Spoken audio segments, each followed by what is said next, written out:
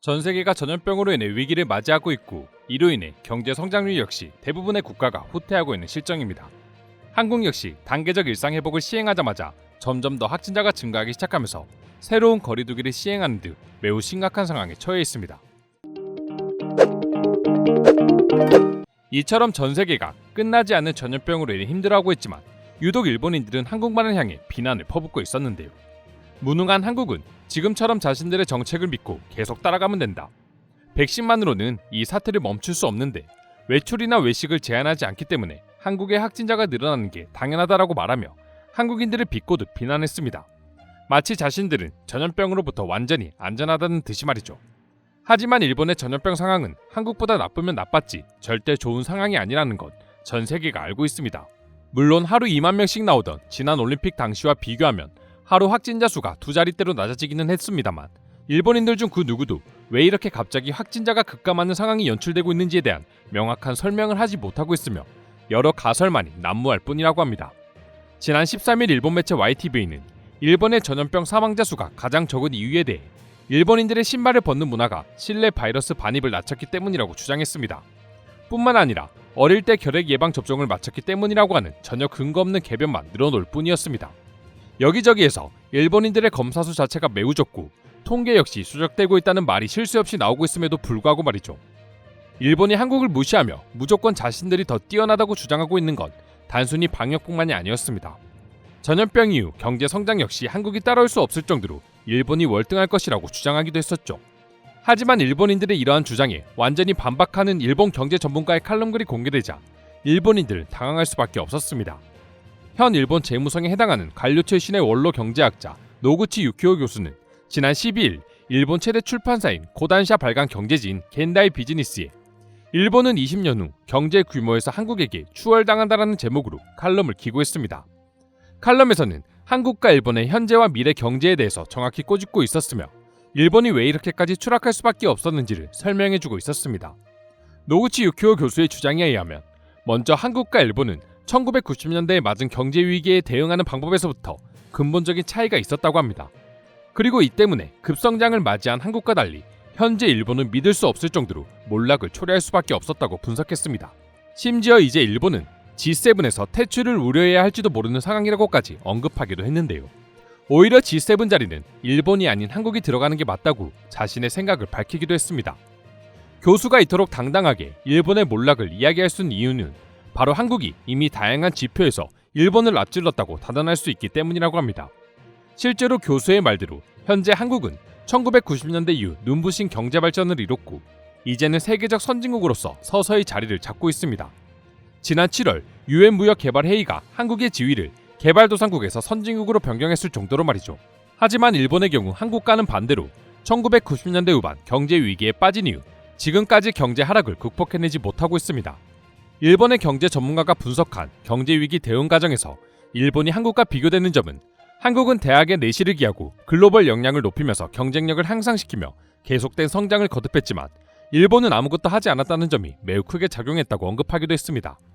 그렇게 조금씩 격차가 벌어지다 보니 2020년 OECD 발표 기준 평균 임금은 일본 38,515달러, 한국 41,960달러로 한국이 앞서기 시작했고 스위스 국제경영개발대학원이 최근 발표한 국가 경쟁력 순위에서도 한국은 23위를 차지했는데 반해 일본은 31위로 꽤 많은 차이가 발생하기 시작했습니다.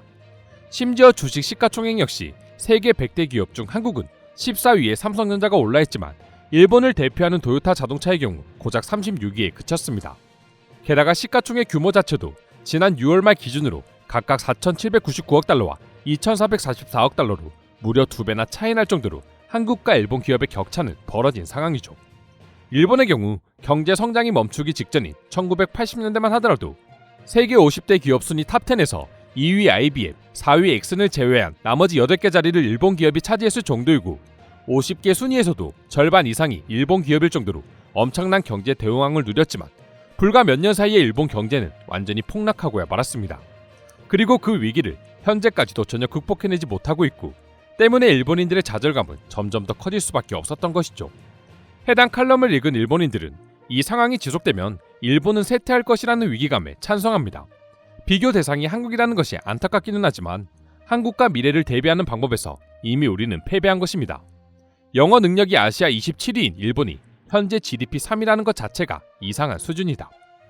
일본 쇠퇴의 원인에 대해 영어 능력 부족만을 언급하고 있네요. 산업 경제의 동향 예측이 그런 단순한 것이 아니라는 것은 초등학생도 다 아는데 말이죠. 이 정도로 낮은 내용을 대학 교수가 이야기하고 있는 걸 보면 확실히 일본은 쇠퇴하고 있다는 걸 느낄 수 있습니다라고 말하는 등 일본이 놓인 현재 상황을 두고 비판하기 바빴습니다. 또한 노구치 교수는 한국인과 일본인들 개인의 역량 차이로 인해 일본이 한국에 추월당하는 것은 기정사실이고 이로 인해 양국 간의 격차는 시간이 지날수록 더 벌어질 것이라고 주장하며 국민들의 개인 능력 차이도 일본이 무너지고 있는 이유 중 하나라고 주장했습니다. 그리고 마지막으로 다시 G7에 대해서 이야기하며 글을 마무리했는데요.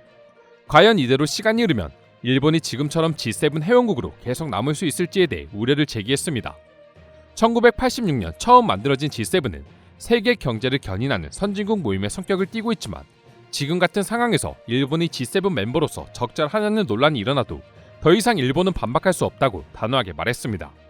그리고 과거였다면 어떻게든 아니라고 반박했을 일본인들이지만 벌써 수십 년째 지속적으로 떨어지는 경제 하락 속에서 일본이 선진국이 아니라는 의견에 더 이상 반박할 의지가 없어졌는지 일본인들은 이제 있는 사실을 그대로 받아들이기 시작했습니다. 그럼 지금부터 일본은 더 이상 선진국이 아니라는 해당 칼럼을 본 일본 네티즌들의 반응 살펴보도록 하겠습니다. 한국에 비해 일본이 성장하지 못하는 한 가지 이유는 애국심과 애국교육의 부족을 꼽을 수 있다. 한국이나 미국은 엄청난 애국교육을 실시하고 국민에게 강한 애국심을 갖게 하고 있어. 해외여행을 하고 일본에 돌아오면 일본의 장점을 발견할 수 있어요. 스포츠 경기에서도 대전 상대를 응원하거나 쓰레기를 정리하는 등 일본이라는 나라를 부끄럽게 하지 않기 위해 노력합니다. 이것이야말로 진정한 애국심이 아닐까요? 일본의 인구가 감소하고 성장률 역시 감소한 것은 사실이다. 그러나 인구 감소기에 들어온 한국이 지금까지처럼 성장할 수 없는 건 분명하다. 완전한 신자유주의로 일시적인 급여 소득이 많긴 하지만 50대가 지나가면 개인 사업주가 되는 한국의 평생 연수입은 일본보다 훨씬 적어. 그렇다 하더라도 두 국가의 상황을 놓고 있는 그대로를 본다면 일본은 한국에 한참 못 미치는 게 현실입니다. 이것을 받아들여야만 우리도 성장할 수 있는 것도 사실이고 말이죠. 편의점이나 마트에서 쇼핑을 해도 일제는 싸다는 것을 느낀다. 이제 한국 제품들 가격이 일제보다 훨씬 비싸지고 있고 경쟁력도 높아지고 있어. 아직 질적인 면이나 국민성 그리고 문화에서는 일본이 우위에 있다고 생각합니다. 다른 국가들 역시 그렇게 생각할 것입니다. 이 기사는 그저 개인의 추측만으로 작성된 것 같네요. 맞는 말일 수도 있지만 현재 상황을 놓고 보면 굳이 한국과 비교를 하지 않고 봐도 일본의 성장이 멈췄다는 것은 누구나 아는 사실입니다. 더 이상 반박할 수 없을 정도로 말이죠. 일본이 아무것도 하지 않았다고? 전혀 그렇지 않다. 부유층과 빈곤층의 양극화를 만들었고 생각 없이 소비세를 올려 빈곤층을 쫓아냈잖아. 이 칼럼이야말로 일본인들에게 위기감을 주고 일본을 바꿀 수 있도록 경고하는 좋은 기사라고 생각한다. 일본은 일부를 제외하고 경쟁하는 것을 악으로 교육해왔어.